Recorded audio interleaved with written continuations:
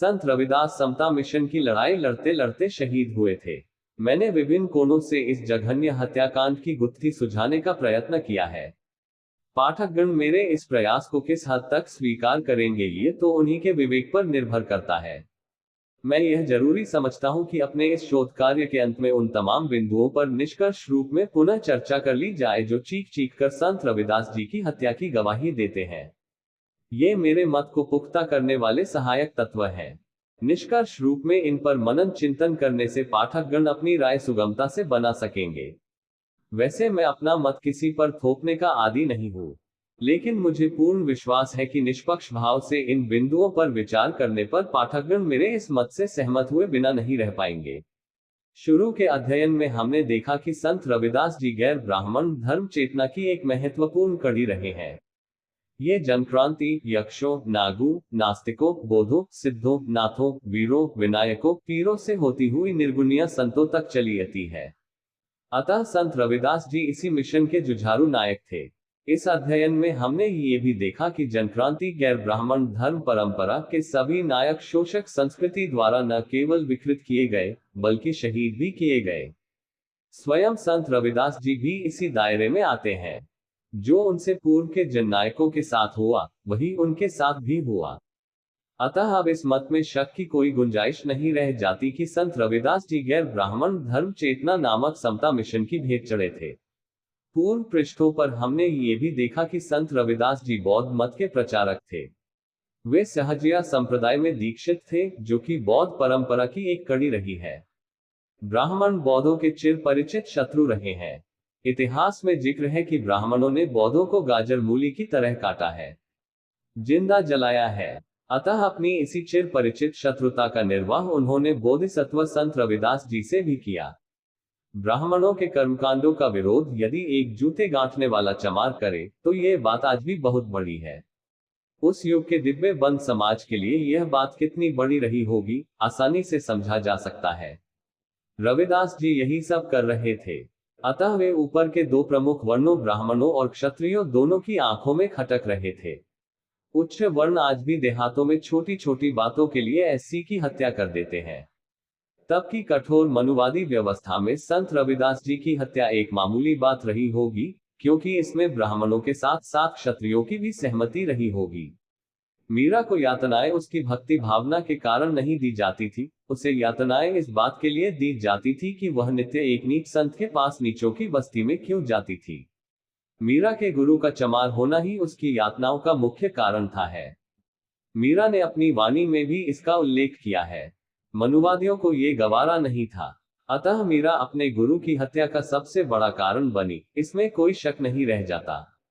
मीरा को जान से मारने के प्रयास 2 बार किए गए। संत रविदास जी के मिशन के सहयोगी रहे संत पलटू साहिब को ब्राह्मणों ने उनकी झोपड़ी में आग लगाकर मार डालने का प्रयास किया। मीरा और पलटू जी की हत्या के प्रयासों को देखते हुए साबित हो जाता है कि मनुवादी अपने विरोधियों की हत्याएं तक करने पर उतर आए थे। ऐसे में उनके लिए संत रविदास जी की हत्या कोई बड़ी बात नहीं थी। मीरा के पदों में मृत्यु के प्रतीकों का होना, जिन्हें मैंने मीरा का विलाप शीर्षक से दिया है, यह दर्शाता है कि संत रविदास जी की हत्या ही हुई थी। मीरा ने महल छोड़ने का निर्णय भी इसी कारण किया। जिस महल में उसके आध्यात्मिक गुरु की हत्या हुई हो, वह वहां एक पल को भी नहीं रुक सकती थी। मीरा जैसी संस्कारवान हिंदू नारी ने अपने पति का घर यूं ही तो नहीं छोड़ दिया होगा। संत रविदास जी के चित्तौड़ में निर्वाण पर लगभग सभी विद्वान सहमत है। इससे भी चित्तौड़गढ़ में उनकी हत्या होने की बात को बल मिलता है।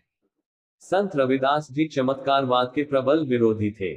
उन्होंने अपना सीना चीरकर जनेऊ दिखाने का चमत्कार दिखाया होगा, ये बात सभी विद्वानों ने नकारी है। अतः इससे भी साबित होता है कि उनका सीना मनुवादियों द्वारा ही चीरा गया था। राणा के दरबार में घटी घटना, जिसे ब्राह्मणों ने चमत्कार कहा है, के बाद कहीं पर भी संत रविदास जी का उल्लेख नहीं मिलता। इससे स्पष्ट हो जाता है कि वही वे निर्वाण को प्राप्त हो गए थे। काशी के राजा के दरबार में जो ब्राह्मणों और संत रविदास जी में वाद विवाद हुआ था, उसके संकेत संत रविदास जी की वाणी में भी है। इसी प्रकार यदि राणा के दरबार में उन्होंने अपना सीना चीरकर जनेऊ दिखाए होते और वे इस घटना के बाद जिंदा रहे होते, तो वे इस घटना का जिक्र वाणी में भी जरूर करते। स्पष्ट है कि उनकी हत्या हो चुकी थी। अपना सीना चीरने के लिए संत रविदास जी के पास हथियार औजार रंबी कहां से आई?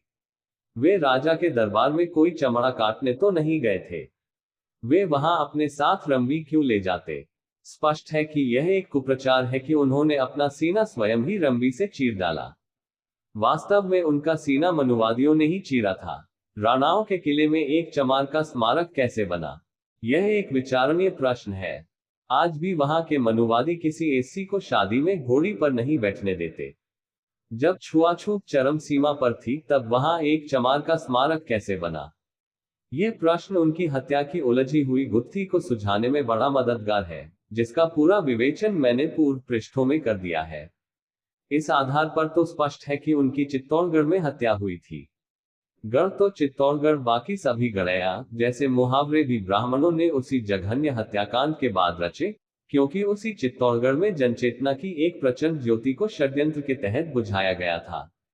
कबीर साहेब के निर्वाण के बाद निर्गुणवाद की कमान संत रविदास जी के हाथ में आ गई थी। अतः वे इस समता मिशन के नायक बन चुके थे। लाजिमी है कि वे मनुवादियों की आंखों में खटक रहे थे। उनके प्रति कटुता बढ़ती ही जा रही थी, जिसकी परिणति उनकी हत्या के रूप में हुई।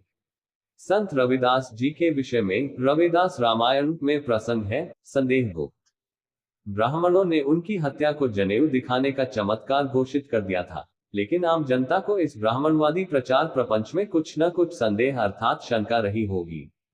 ये संदेहगुप्त बाद में सदेहगुप्त में परिवर्तित हुआ है। यह तथ्य भी उनकी हत्या की तरफ संकेत करता है।